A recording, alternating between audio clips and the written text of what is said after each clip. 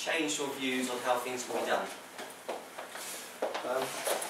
To sum up, when I first asked you for the key words relating to divorce, basically they were negative, showing anger and hostility.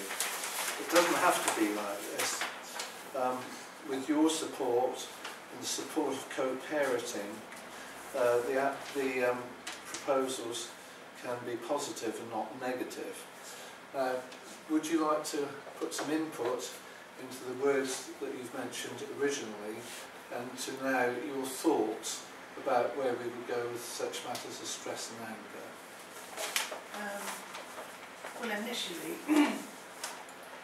having heard mediation talk from this lady, it strikes me that would be the very best first step if both parties could go to a mediation, if they could be encouraged by whoever, you know, to go to mediation and talk over their problems before it becomes insurmountable almost.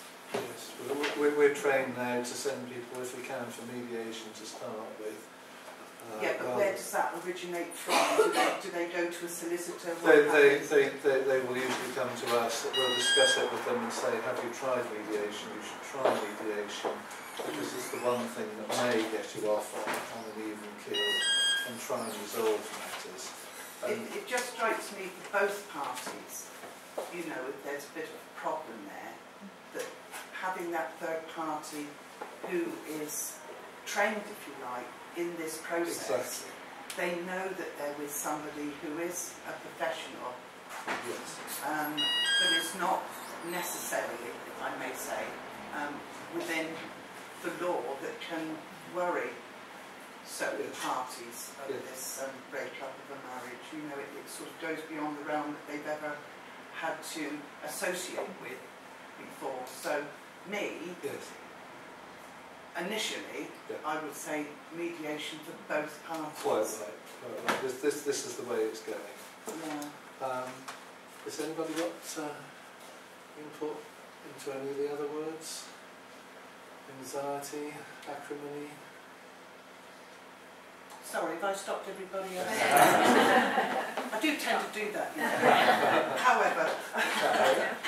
Well, we perhaps open up the floor to questions and answers. But just to come in, I think what resonated with me was what I think is it Annette was saying about telling the children things in an age-appropriate way. Because we quite often find that young children are given just way too much information, and quite often are kind of tried to be used against the other person. And I think if, as we've heard today, that if parents can actually be brought to a position where they talk to each other about the needs of the child, they can develop a better relationship if they're sort of enabled outside of that to deal with their own emotions. Because there are a lot of emotions that come along with getting divorced, and it's about taking responsibility as the adult to deal with those things, but to leave the children out of it and not use the children, as we heard when Sam was talking about, a bargaining tool. Yeah, they can be used, I think, even unintentionally sometimes. And I think that's wrong. Personally, I think it's wrong for the child. Every time it's wrong. And unless there are exceptional circumstances, as Sam pointed out, where there's a child protection issue, then we should be encouraging families to have equal contact with their parents. I think it's massively damaging, and we've seen it for children that are being pulled both ways and are trying to keep both parents happy. The emotional stress that puts huge emotional pressure on the child. And I think that's where the key is. If we can encourage folks to talk and create two loving and caring homes for the child, where there is, the key words for me are stability and routine for the child. And I think that is very important to help. I mean, our challenge is getting them to know about your kind of service, because often we don't know until they get to that family that third family on your list, where you start to notice behaviour issues or parents coming in and it's already at the real anger stage. I think You you're know, lucky so- here in Westmoreland because you've got the epicentre Yes. here, which is Yeah. a fund of local information. Yeah. And so encouraging parents to, I think, to that- pop in that's here our and challenge find out. to, Yeah. to before they get to it, because that's what we're seeing a lot of, the anger. Can I ask on a very practical level? Yes. If parents come along on a Thursday, Yes. is there a cost implication? No, there's no Other cost than a cup of implication. coffee? No, they buy a cup of coffee and they can sit and have a chat with me, because if they want to go on to do some more in-depth work, then there is a minimum charge payable. Okay, so then you could... I would take that up, and hopefully we could use this wonderful centre Okay. to make it accessible for parents. Because I think parents struggle hugely, and it's predominantly women that I see. Yes. But to find the right services, they're really struggling emotionally, Yes. and counselling and trying to find the right person to talk to before they then offload that on their children, which is what we tend to see.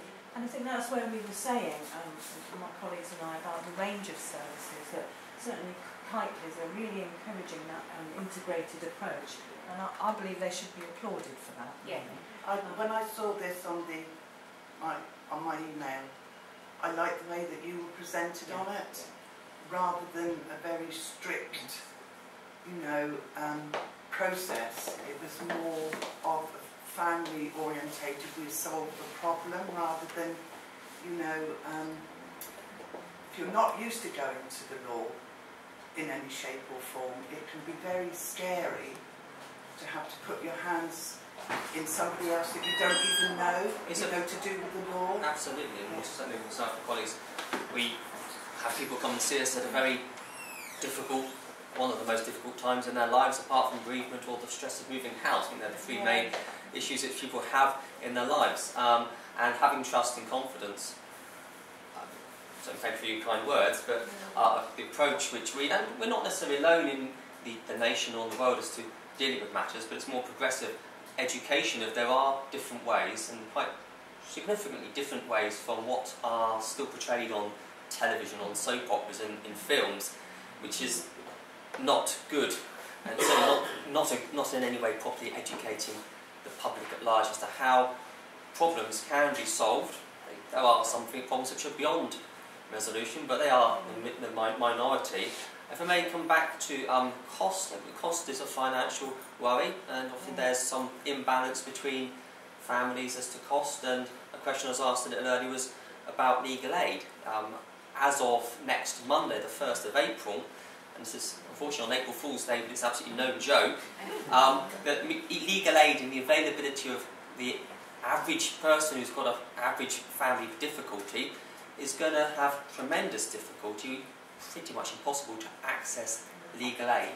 So whereas people with low resources, low means or money could maybe have some financial support for suitable advice, it's available still for domestic abuse and say, care and public law children issues. But there is a lot of funding still going into mediation. But that said, if mediation is successful, there's still often the need to record what's been agreed in a legally binding document on an agreement basis.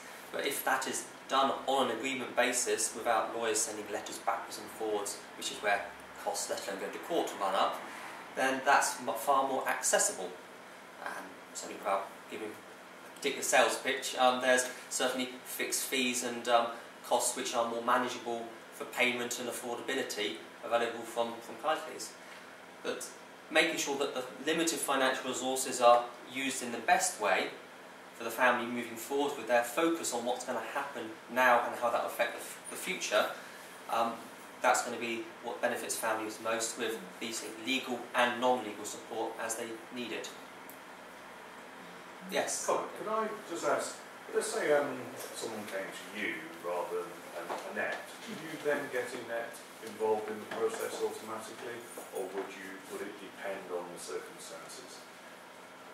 Certainly we assess at the outset, and this part of the assessment process we're working out at the moment, but early on we always ask, what do you wish to see happen? Forget the legalities of it, but what do you wish to see happen?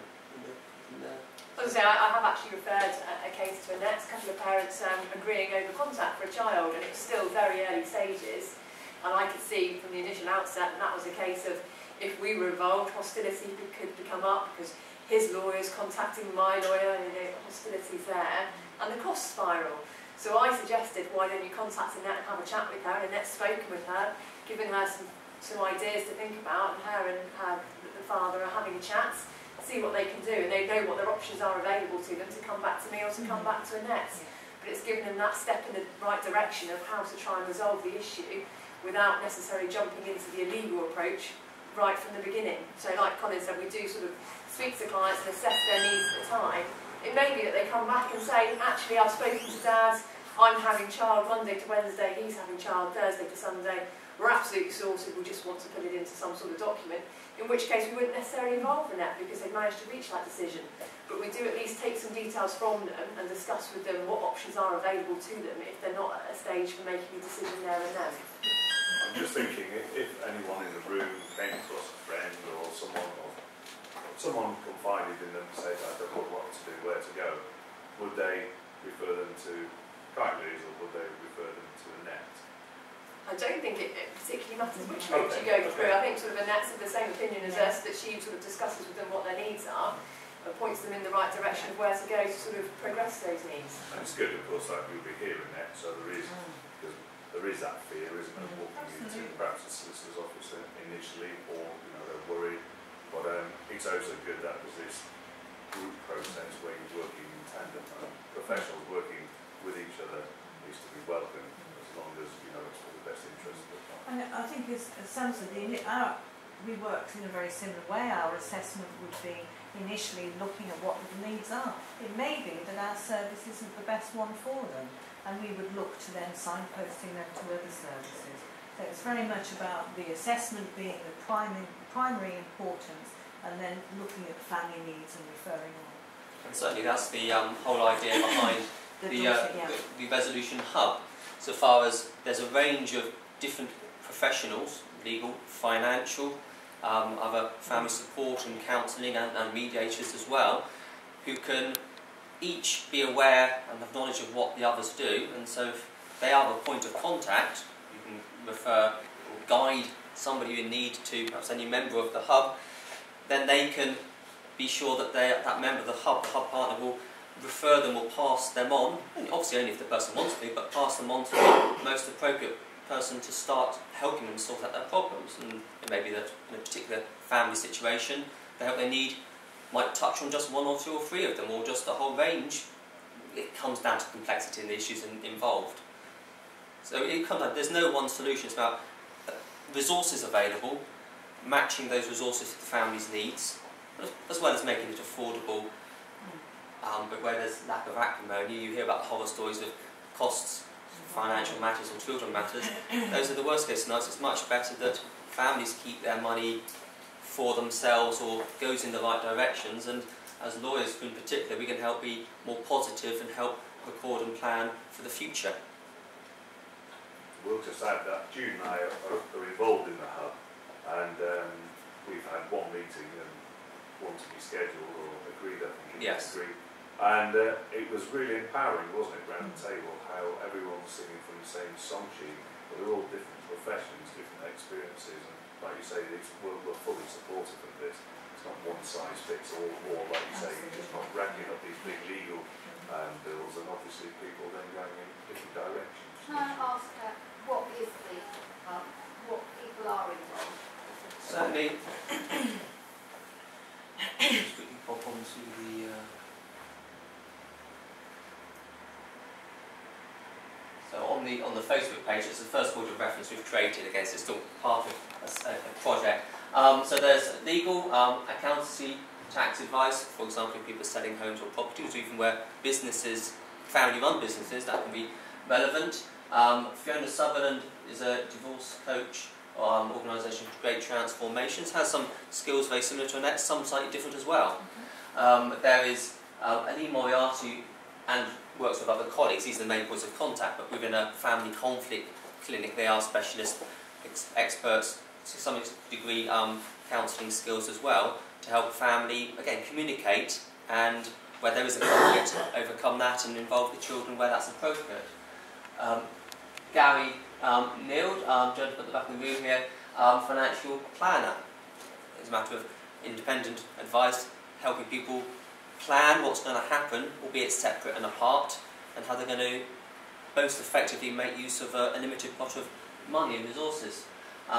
Family mediator Gemma Burden is from Lacey's Mediation. That's one of the leading mediation organisations in the Bournemouth Pool, and as well as in Southampton as well. And also they are specially trained in consulting with children.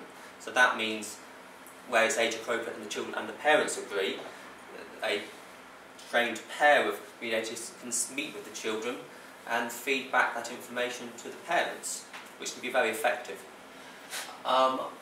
Parenting coach, obviously, Annette Harwood, and specialist family law barrister Emma Harmon of her local chambers of barristers in Bournemouth, who is more used to, as I am, traditionally more used to, more litigious approach. But it's a matter of, again, making the legal advice available, but in tandem with the other less contentious, more constructive methods of resolving problems and planning, helping families who are breaking up plan for the future. So those are presently people involved in the team, and it is early days. And we've named it the first one because we hope it's not going to be the only one in Dorset, let alone further afield. And there's based loosely on some ideas in Australia and America, which we're researching into and making contacts there as well to not reinvent the wheel, but try and make sure we make the best of other people's experiences for the benefit of the families we help. Could I just say one thing, Nata, that I do? But the reason I've come down here is for somebody in my family, and this has been going on for quite some time, but this is the first easy information that I've had that I feel confident that there's information here and people here that can help her. But before that, there's so many different things. You go on the internet and you get this and you get that, and it's so confusing, and you're trying to help a family with not a great deal of knowledge, whereas this came up and it's been so easy. I've come down here a few days later, there's all you different people here that's given me information that I can go back to my family now and say, hey, it's not as bad as we thought it was, because there's this available. But if I hadn't have got it through this epicentre, we would be where we've been, which is really quite confused and upset and worried. Whereas, you know, whoever it is that set this up, I congratulate you. I think it's really very helpful to the community. As I say, I can only repeat, this is something that you don't come across necessarily. It's never happened in my family before, so this approach has really been very good. So I applaud you, sir, and I do like your coffee.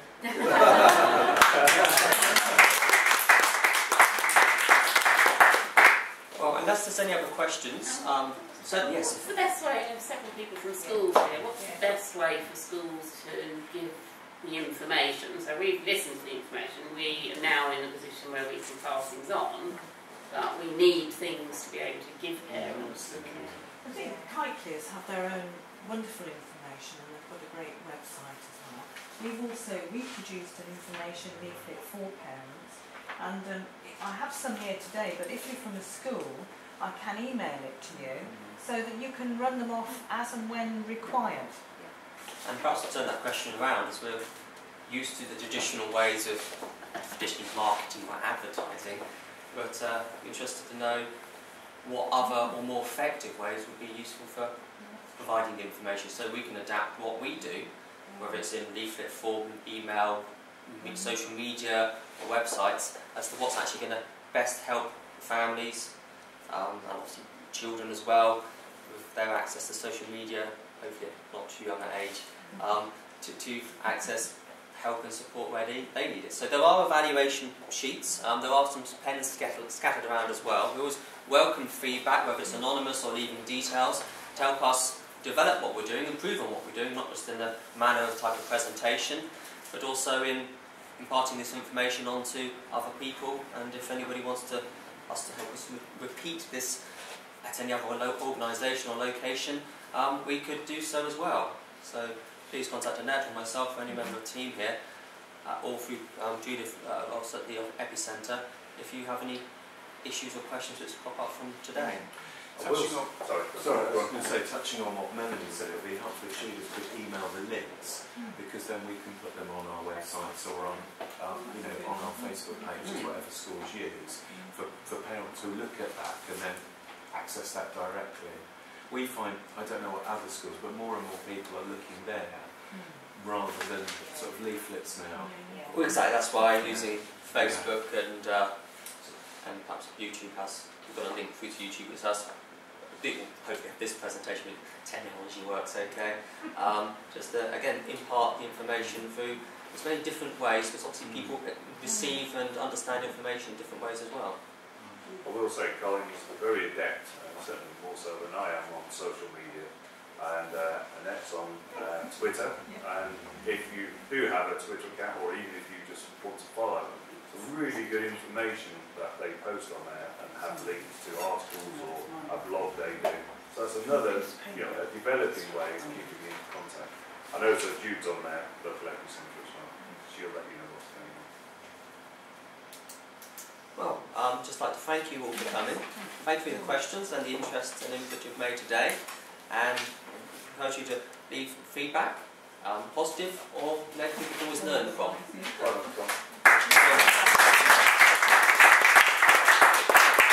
I would just say that there's Easter eggs here.